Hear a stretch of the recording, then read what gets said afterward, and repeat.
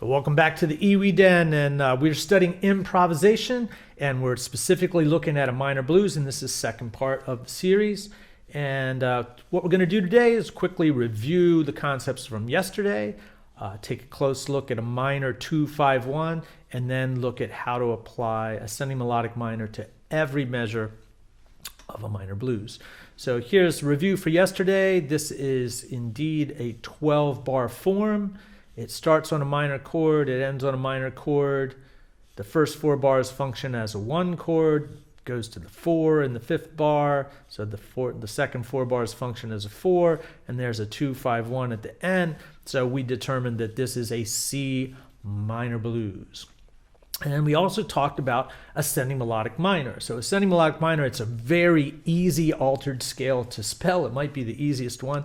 And my recommendation would be to add this to your scale routine immediately after major. So if you're going around the circle of fourths and you've got major together, so just play your C major, follow it immediately with C ascending melodic minor, kind of like this. Here's C major.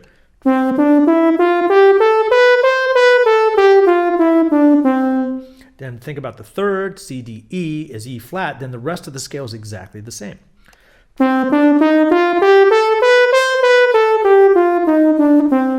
Just think your way around the circle of fourths doing that, and it will basically double your vocabulary. It's a really easy way to gain some more possibilities. So the last thing we're going to review from yesterday is we discovered that when you have 1 chords, 1 minor chords, and 4 minor chords, ascending melodic minor is a very good choice. So we have a 1 chord for 4 measures because this is in the key of C. So we can play C ascending melodic minor. And then in the 5th bar, it moves to the 4 chord, and it's minor. It's a F minor, C, D, E, F. It's indeed a 4.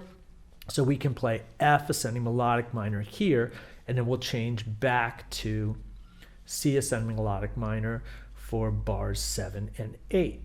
And we didn't really come to terms with the last 4 bars, but the last 4 bars are what we call a minor 2-5-1. So a minor 2-5-1, typically the 2 chord is half diminished. So that would be a 1, flat 3, flat 5, flat 7. So this would be D, F, A flat C if you wanted to spell the chord.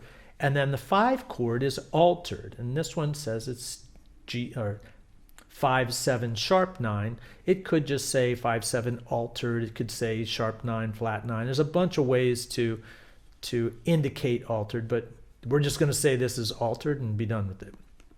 And finally, it resolves to a 1 chord that's minor. Here is how it would be written in, like, this is from an iReal Pro track. So it's D, half diminished sign is the circle with the slash through it. So that's D half diminished, G7 altered, C minor. So what are we actually going to do here? Well, we need to figure out like what ascending melodic minor we could play over D half diminished 7. Well, if you look in the books, you know, you're going to find that a popular scale to use over D half diminished is Locrian sharp 2, or maybe more properly called Locrian natural 2. And we're not going to go there because that's just going to be a lot of theory when we can really just take ascending melodic minor and build it off the flat third. So in the key of D, D, E, F sharp, a flatted third is F. Well, we can play F ascending melodic minor here and actually get the same notes as D natural, D Locrian natural 2, right? So the scale would be F, G, A flat, B flat, C, D, E, F. If this is new to you, just play F major first. Here's F major. There's F, G, A, B flat, C, D, E.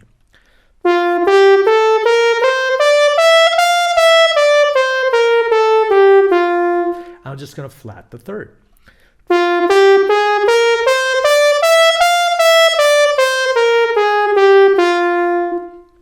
So when we apply it to the chord progression in practicing it, let's just play the scale from the F to the E. And if we play it on eighth notes, like 1 and 2 and 3 and 4, it puts this E on beat 4, which gives us 1 measure to get ready to go to the G altered. So it sounds like this. So we'll play it just like that. So let's take a look at G altered. So what can we do over that? Well, an altered chord, you can use an altered scale, and an altered scale would be 1, flat 2, flat 3, flat 4, flat 5, flat 6, flat 7.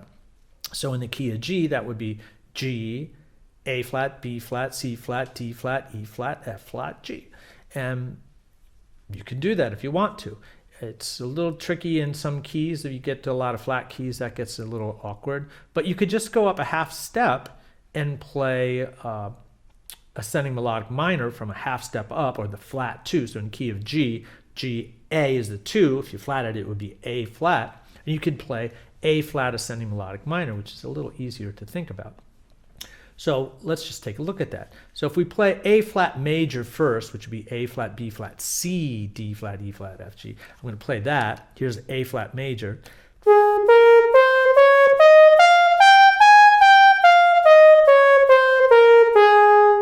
And if we flat the third note, it's a C flat. And that's an awkward note to talk about maybe, but it's just a B, right? So let's play the A flat scale again with a C flat in it.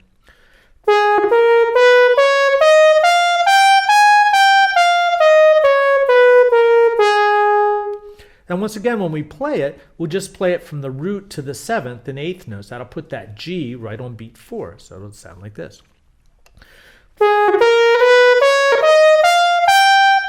Right? And then we're going to go back to the 1 chord, which is C, which we did yesterday, and we'll just play it from C to B.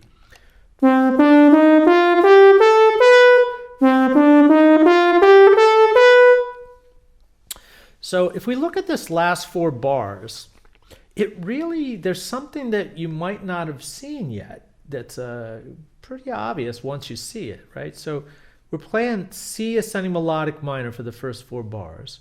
Then we go to F ascending melodic minor. Then we go to C ascending melodic minor. And the flat third of this D is F ascending melodic minor again. Well, that's not very hard to remember in the context of a blues. You go to the 4 chord in bar 9. And then look at this relationship. If we look at the F going to the A flat, like this scale's moving to the A flat ascending melodic minor scale, and then it's moving to the C ascending melodic minor scale. Well, the notes F, A flat, C, that's F minor. So it's the 4 chord. I mean, it's a triad, but it's the 4 chord. So you can play F ascending melodic minor, then go to the flat 3 of F and play ascending melodic minor, which is A flat, and then play it off of C. That's a pretty nice little trick. And it's easy to see it in the context of a blues, and I think it would be a good place to practice minor 2-5-1s is in the context of a blues for many, many reasons. I'll point out a couple of them.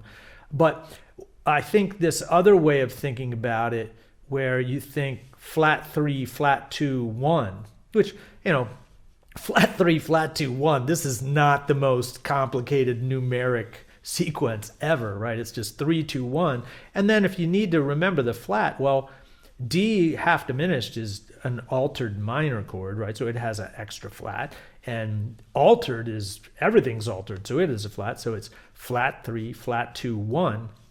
That'll give you how to find the roots of the ascending melodic minors you want to play. So I'm just going to play the exercise. Here, I'll do it one time through without a play along, right? So it's C ascending melodic minor.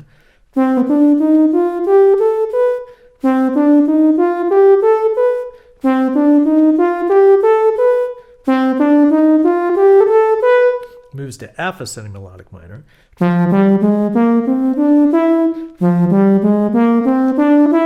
Back to C.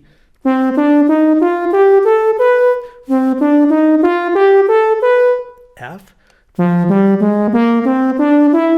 A flat, back to C.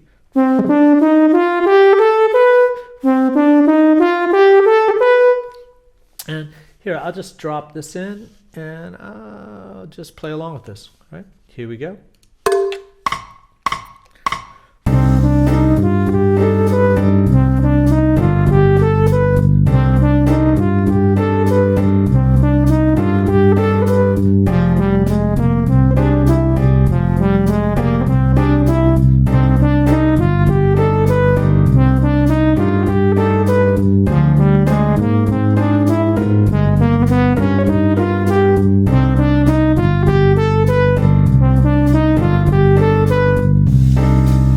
that's pretty much it. We've got all of the correct scales and all of the correct measures. So what I would do is, like, you can do this in any direction. I mean, you can play it in thirds, you can play the scale up, you can play the scale down, you can start on 2, you can start on 3, you can start on 4, and you can go up and down from any of those. I mean, you can just think anything up and practice it, and it will be helpful. In future videos, we're just going to come up with some ways to get ascending melodic minor sound into our ear. Why I think it's a great idea to practice this, and specifically practice around the circle of keys. Notice that here we are in C minor, and almost, half the tune is C minor. Well, it's more than half the tune. It's 2/3 of the tune is in C minor. Well, if we go to F, well, then we get this big block of practicing F. So if we go around the circle of fourths, if we work around the fourths doing this exact technique, we'll get a lot of rack time in all of these ascending melodic minors, and it will absolutely help our playing. So I guess a really good assignment would be, the mission is to play the correct scale over every measure, and then the second chorus take a solo and get very comfortable with identifying which ascending melodic minor you play over each measure. Okay, see you soon.